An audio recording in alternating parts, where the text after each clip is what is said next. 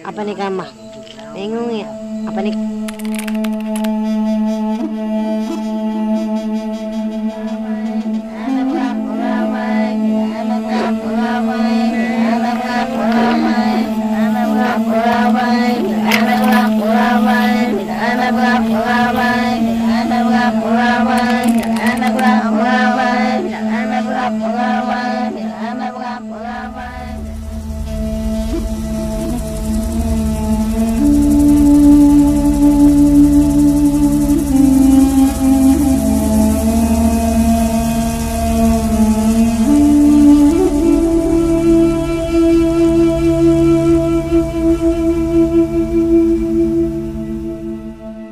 Alejandro Lavaca, un misionero español de 67 años, e Inés Arango, misionera colombiana de 50, fueron lanceados por una tribu indígena del Amazonas en un paraje de las selvas ecuatorianas.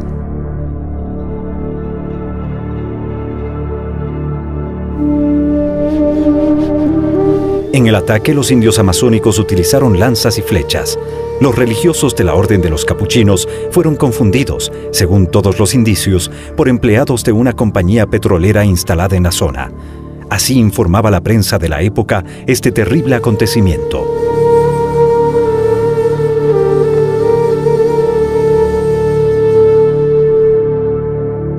Alejandro e Inés, testigos de fe hasta el martirio.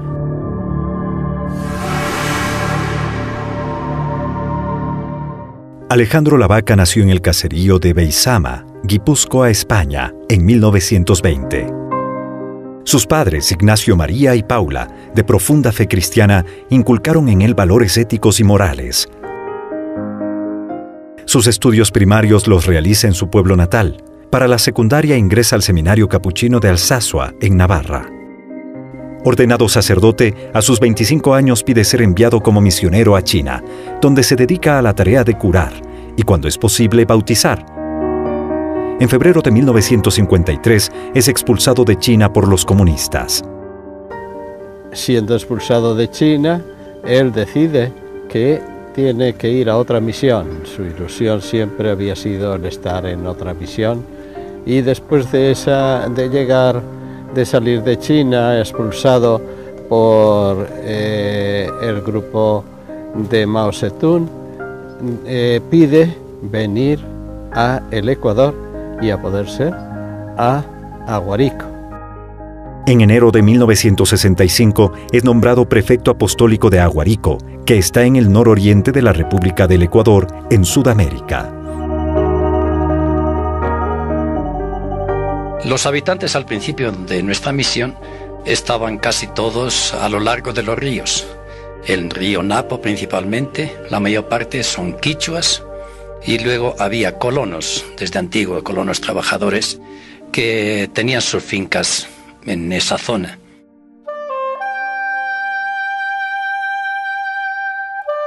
Alejandro e Inés vieron con responsabilidad y alegría su compromiso misionero.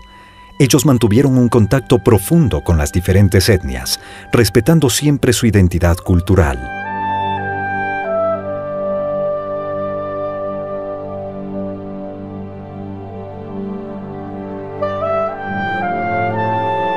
Inés Arango nace en Medellín, Colombia, en 1937.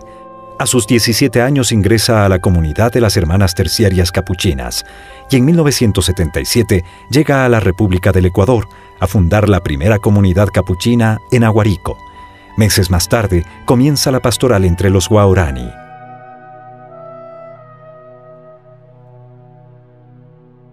En Aguarico, el trabajo de la misión se dirigió principalmente a los quichuas, pero desde el principio fue una preocupación grande la existencia de los temibles aucas. Auca se llamaba entonces, pero posteriormente hemos descubierto que el nombre propio es Huaorani. Huao significa persona, Rani es sufijo de plural. Entonces ellos se sienten como personas, como gente civilizada, y los demás, todos los demás, los califican como Coworen, los extraños, los extranjeros. Nosotros le llamamos a ellos como asesinos, infieles, en fin, sanguinarios, todo eso significa Auca. Coincide que así como nosotros a ellos le llamamos Aucas, ellos nos llaman a nosotros caníbales. Keungwen, es decir, come gentes. Porque resulta que realmente, históricamente, ellos han sufrido más muertes de parte de las culturas circundantes que las muertes que ellos han hecho a gente que ha entrado en la zona. En un principio había esa preocupación, porque no podíamos avanzar ni entrar en toda la parte margen derecha del Napo. Quien entraba allá estaba condenado a ser sacrificado y alanceado por los Aucas, por los Guarani.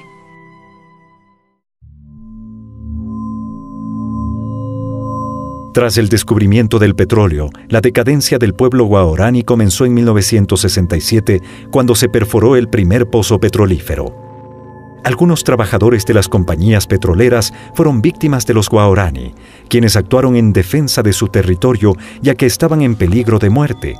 Es cuando aparece la misión capuchina para intentar hacer valer sus derechos humanos y evitar el derramamiento de sangre. Y la misión capuchina me encargó precisamente ponerme en contacto con las compañías petroleras. Entré con ellos ahí, en la compañía, y estuvimos esperando a la llegada del grupo guaraní de Yasuní, del Dicaron y de Cahuimeno, que son dos afluentes del río Yasuní. Ellos entraban en las compañías para llevarse todo lo que podían, y entonces cundía el miedo, el temor. Los guaraníes causaban gran espanto, gran miedo, gran terror en los trabajadores. Dormía en medio de los trabajadores para darles un poco de valor, de ánimo, de esperanza, porque los trabajadores son gente pobre, que se juegan la vida también para ganarse sus medios de vida. El encuentro con los tagaere, o con los guaraníes, fue de este modo entonces, a través de la compañía. Yo me coloqué ahí entre los trabajadores y fui conociendo poco a poco a los líderes, a los hombres que venían por ahí, atendiéndoles con todo cariño, sufriendo, en fin, todas las cosas que ellos nos hacían en un principio. Pero fui así adquiriendo confianza en ellos. El pueblo guaraní me ha renovado en mi idea misional.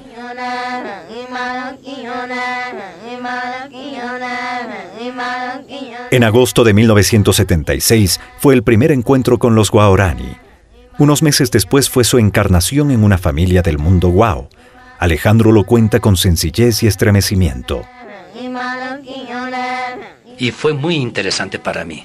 Aquello que habíamos pensado antes, que eran sanguinarios, teníamos mucho miedo y que nos mataran, etc., fueron verdaderamente muy amables y me convencí realmente que era una cultura igualitaria, familiar, muy amistosa, y así me trataron. Y precisamente primera noche no pude dormir porque, en fin, cantaban sus canciones, encendían el fuego, y con el miedo, con todo lo que tenía de miedo, etcétera, falta de confianza, pues no pude dormir. Pero a la mañana siguiente reflexioné y con las pocas palabras que sabía, padre, madre, hermano, hermana, yo pues procuré darles a entender que todos somos de una misma familia, que solamente tenemos como padre a Dios, y que yo quería ser uno de sus hermanos, uno de su familia.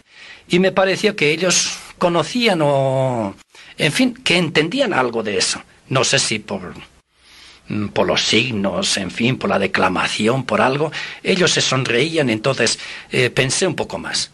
Pensé que estos pueblos primitivos tienen algo del Antiguo Testamento, y por eso pensé que me puse de rodillas delante de Inigua, que era el jefe de familia, y le pedí como la bendición.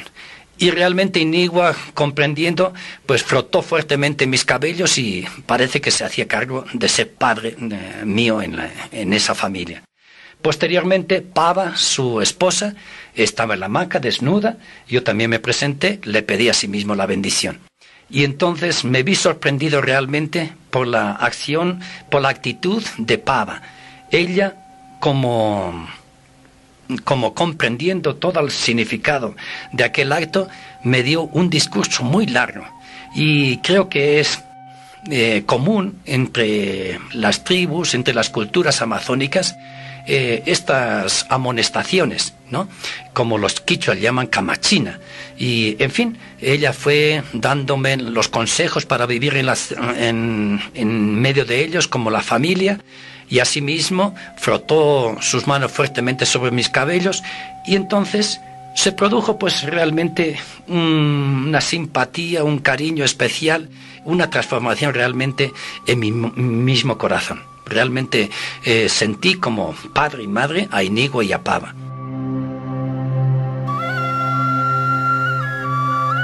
Alejandro, con esta experiencia, conoció más de los guaraní. Los guaraní, para protegerse de ataques enemigos, construían sus casas lejos de los grandes ríos. Y por eso habían olvidado realmente el remo, la canoa. Nosotros les enseñamos de una manera fácil, porque cuando encontramos el camino para ellos, ellos vieron nuestras canoas y se entusiasmaron. Posteriormente llevamos unos quichuas, los quichuas voluntarios, misioneros voluntarios que me acompañan, y con ellos hicimos delante de ellos pues una canoa. Por ejemplo, en una canoita llevamos a 2 motores y puros víveres para entregar. Y entonces llevamos a 2 motores y otro dejamos, y con otro pequeñito, un motor pequeñito, íbamos largo por Dicaron, por Cabo Mena, íbamos a buscar a ellos. Iban por un camino, así, haciendo trochitas, íbamos así.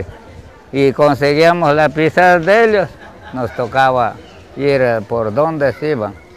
Íbamos por las lomas, así subiendo y bajando, y así encontramos a ellos. Él también tiene sus fotos que él andaba, tiene esos libros que le habían dado sacando. Sí, tiene mi papá ahí. Él habían dado. Sí, sí. Él andaba así al rato de comer, como comían, como bajaban en canoas, en balsas, con Alejandro la vaca, sí. Ahí, por río bajando, motores, haciendo canoas así,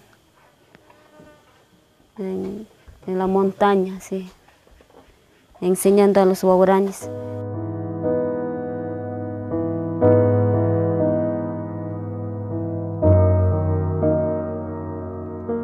Y fue Ampuda el que me lo dijo. Ya hemos visto, ahora sí podemos hacer nosotros también la canoa. Con canoas empezaron a navegar por los ríos, tuvieron más facilidad de pescar y facilitó el apostolado. Poco tiempo después, los guaraní llegan por primera vez al pueblo.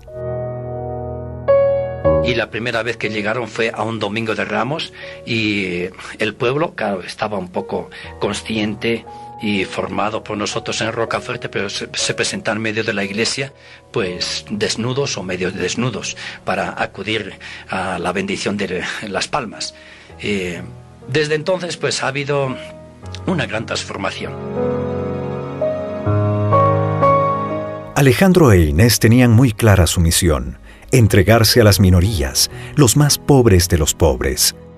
Inés no era enfermera, pero practicaba mucho con los guaraní y la enfermería. Ella trabajó, estuvimos juntas en el hospital Franklin Tello de Nuevo Rocafuerte. Entonces ella al lado nuestro pues aprendía mucho a curar, y especialmente a los guaraní porque les tenía un amor entrañable, los quería muchísimo. Monseñor era enfermero y él también curaba mucho a los indígenas, estaban pendientes, llevaban siempre su botiquín y estaban prestos a curarlos en todo lo que a ellos les sucedía. El 2 de julio de 1984, Monseñor Alejandro Lavaca es nombrado primer obispo del Vicariato Apostólico de Aguarico. En diciembre es su consagración. Lo acompañaron sus padres adoptivos Inigua y Paua. Toma como emblema episcopal las semillas del Verbo. Esto era completamente aplicable con los guaraní. Cuando yo leía un poco la literatura que es sobre los Aucas, había libros que pretendían decir que el pueblo Auca es el primer pueblo primitivo que no tiene ninguna noción de Dios, un pueblo ateo.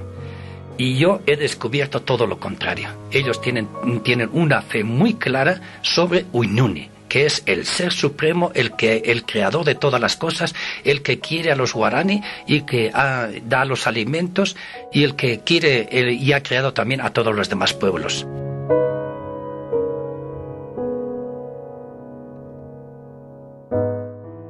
He visto que es una vida de familia riquísima en relaciones humanas. He visto que es una cultura familiar igualitaria muy hermosa, de unas cualidades que el mundo ha perdido y que tendremos que volver a recuperarlos o a verlos precisamente en este pueblo guaraní.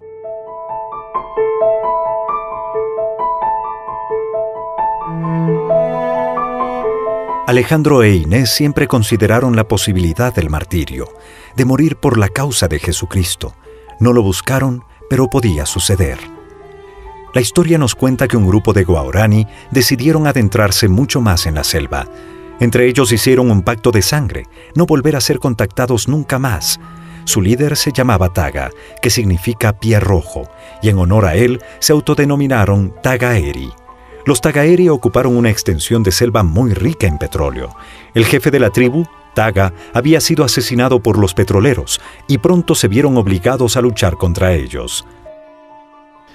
Este grupo Tagaeri se descubrió también por casualidad en vuelos que establecen las compañías petroleras, y entonces Alejandro, por medio de vuelos de helicóptero, se hizo conocer. El problema se suscitó demasiado rápidamente, bajo decimos, pero es que no había otro medio. La compañía había organizado un grupo con un antropólogo, con un grupo de shuaras, de chivías, para establecer el contacto violento a través de armas. Entonces la compañía les dio un ultimátum que estaba en morosidad, de que si no se entraba inmediatamente y se intentaba un primer contacto para pacificarlos o para acabar con ellos, de todos modos acababan con ellos, y lo hacían a través de este antropólogo Vela. Entonces él decidió quedarse e intentar la primera acercamiento ya personal a los Tagaeris. Para este viaje Alejandro había solicitado la compañía de la hermana terciaria capuchina Inés Arango. Ella ya tenía experiencia y aceptó de buen agrado.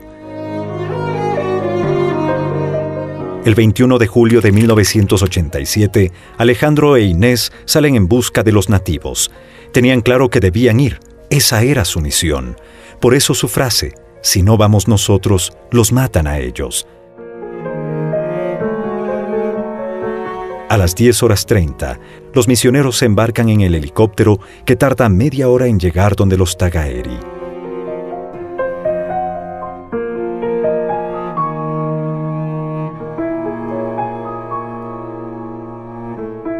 Bajó en el vuelo después de un intento, porque no se puede bajar la primera vez porque no se puede posar el helicóptero en la selva. Entonces tuvieron que construir una canasta, una especie de cajón, y de allí con unas cuerdas bajarlo a la selva, donde estaba una chacra, un sembrío de los Tagaeris.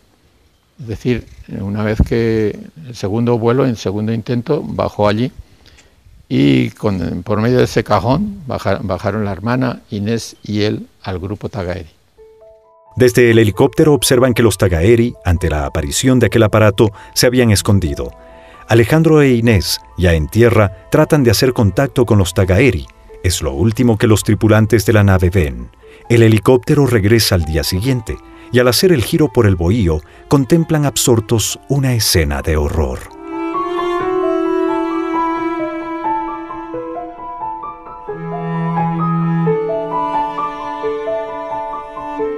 Junto a la casa de los guaraníes, que estaban al otro lado de la quebrada, estaba la casa, se vio ya el cuerpo lanceado, y como tenía como 30 y tantas lanzas, bueno, unas 17 lanzas, tenía unos 30 y tantos huecos después, pero unas 17 lanzas parecía todo un florero, todo un florón. Pero claro, impresionante. Estaba solo, tendido sobre unos palos ahí en el suelo, y todas las lanzas clavadas aquí en el pecho y en el vientre bajo. Entonces fue doloroso, pero no había que entretenerse mucho. Al ladito estaba la madre Inés con 2 o 3 lanzas, pero no adornadas, sino lanzas de cacería ordinarias. Tenía 3 lanzas clavadas. Claro, que tuve que sacar todas porque los militares no se atrevían. Entonces la lanza la atraviesa el cuerpo de lado a lado. Son lanzas pesadas.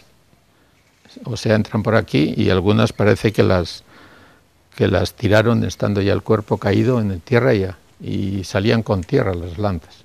Entonces hay que apoyar y las lanzas tienen unas muescas, como unos anzuelos, para que no se pueda sacar. Entonces hay que apoyar el pie, hacer fuerza y estirar, y ahí sale la lanza. Pero sale con carne y todo.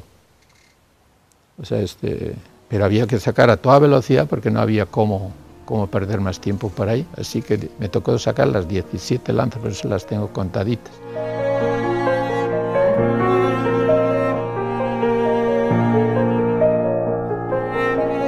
Y a la madrina también las 3 que tenía, que la atravesaba de acá hasta por acá, otra por aquí, otra por la vagina.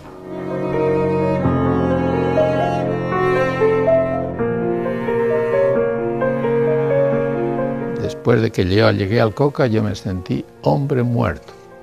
Estuve como un día, habría estado por ahí recuperando el desgaste de adrenalina, que digo yo. Uno se queda totalmente vacío. Y ahí viene la angustia. O sea, viene ya la pena, el dolor acumulado, que no lo has expresado en el momento preciso, sale después. Ese es mi estilo cómo sale de mí. Pero fue terrible, y yo hasta ahora, de ordinario, no cuento estas cosas porque me hacen recordar ese momento y no cuento. Ya son 25 años, pocas veces lo he contado.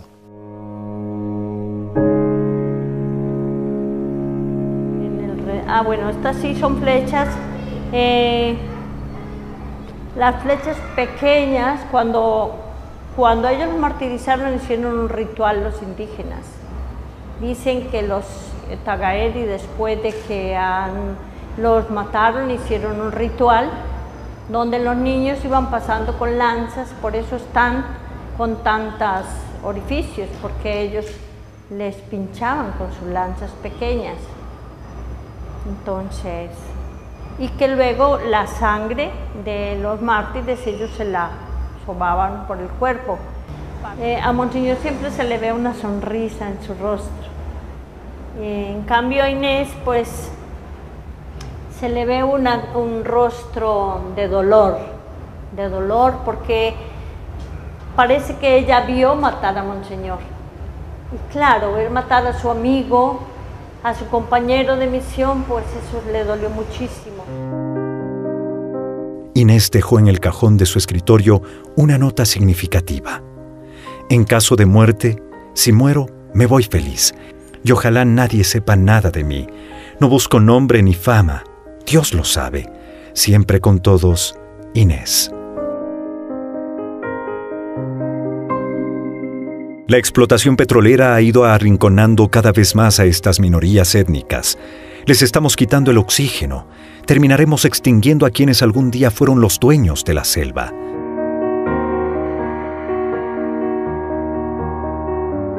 Pero la situación ahora está no solamente igual, sino peor que antes, porque donde ahora están los grupos, este grupo tagaeri, un poquito no en el mismo lugar, pero más cerca de donde eran originarios, más cerca del Tiputini, se ha establecido una concesión petrolera, una licitación petrolera que se llama el Campo Armadillo. Ha habido mucha protesta, se protesta continuamente que no entren y hasta ahora no han entrado, pero la decisión del gobierno es explotar el Campo Armadillo.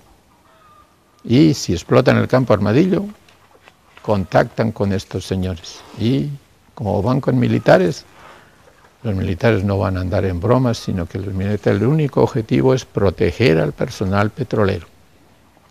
Y la única manera de proteger es no diálogos culturales, ni esperemos, sino se dispara y se acabó.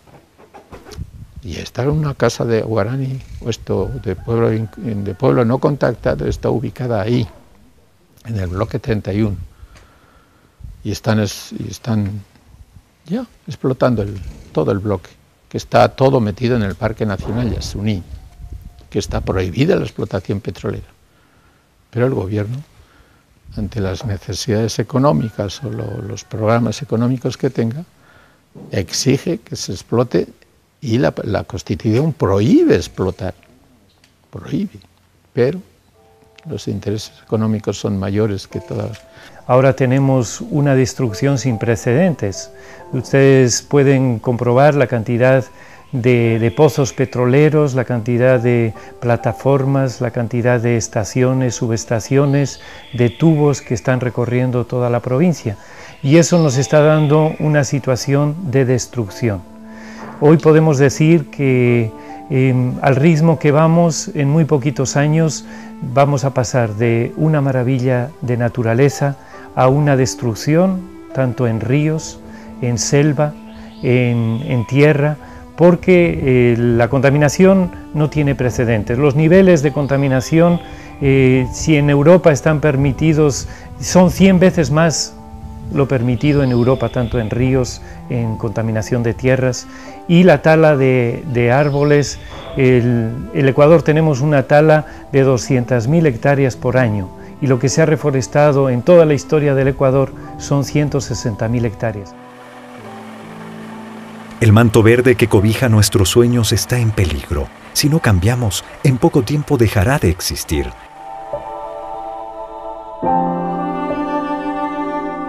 Los misioneros y misioneras han envejecido y no hay relevo de personal.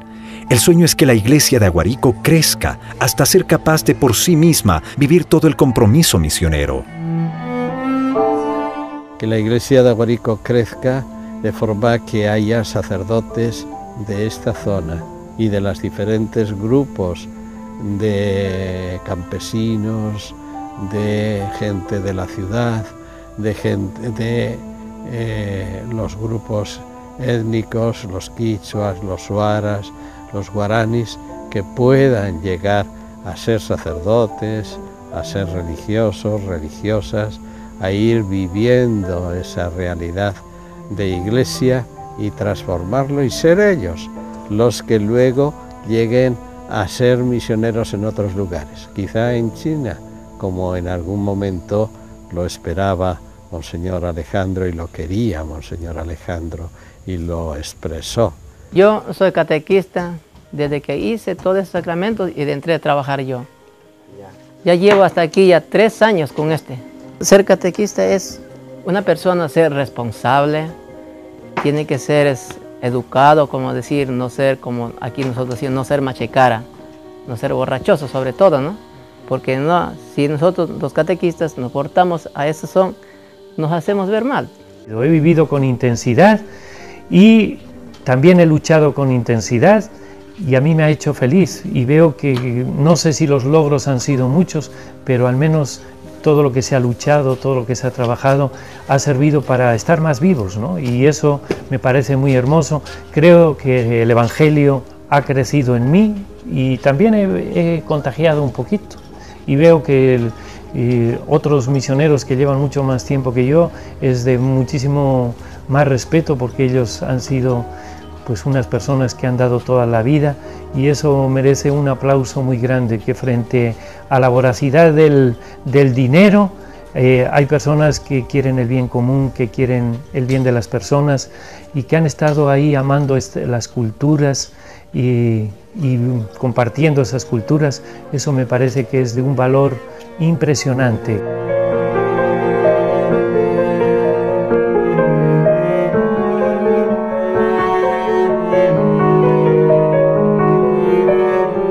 Este es el tiempo de sembrar y construir.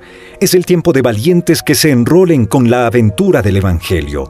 La enseñanza y el legado que nos dejan Alejandro e Inés seguro conmoverán nuestro espíritu.